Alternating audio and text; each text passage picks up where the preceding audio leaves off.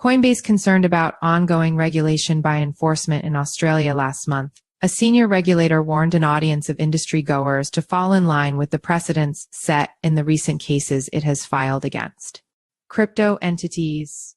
Coinbase's Asia-Pacific managing director said the exchange is concerned about ongoing regulation through enforcement ahead of expected draft legislation for the sector.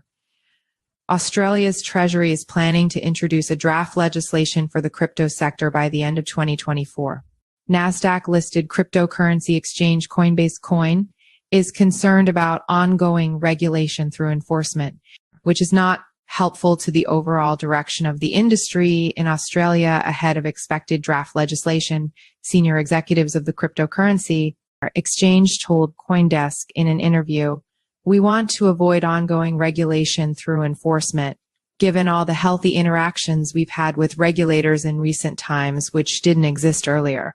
Coinbase's Asia-Pacific Managing Director John O'Loughlin said in an interview, Australia's Treasury previously announced plans to release draft legislation by the end of 2024 covering licensing and custody rules for crypto asset providers. There's clearly a nice macro theme and ongoing uptick in consumer adoption with the recent approvals of spot ETF products in Australia and the US. And we want to make sure we're not kind of muddying the waters in this gray zone prior to the draft legislation. However, Australia's market regulator, the Australian Securities and Investments Commission, or ASIC, has not slowed down in its approach toward industry.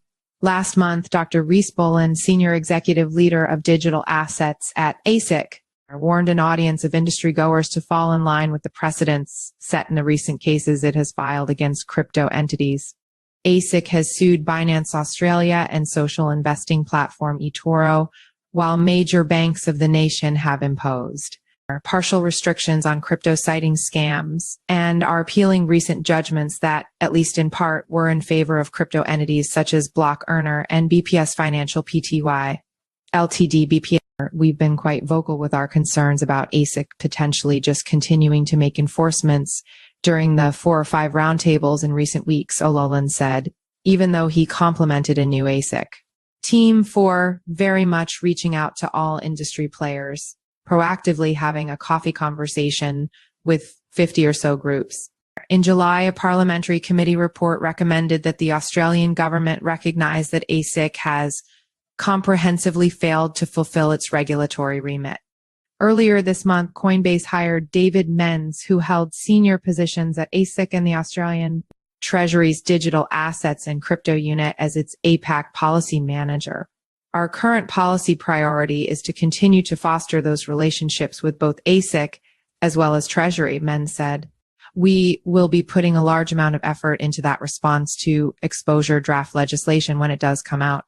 Menz also said Coinbase was hoping it's not just a bare bones licensing framework even, though that would be better than none at all. Within the framework, we are supportive of an Australian Financial Services AFS license to conduct crypto-related business and hopeful for inclusion of staking services, indicating no licensed entity should stake customers' assets without customer permission. We would encourage that sort of good detail to be included in the exposure draft legislation, Menz said.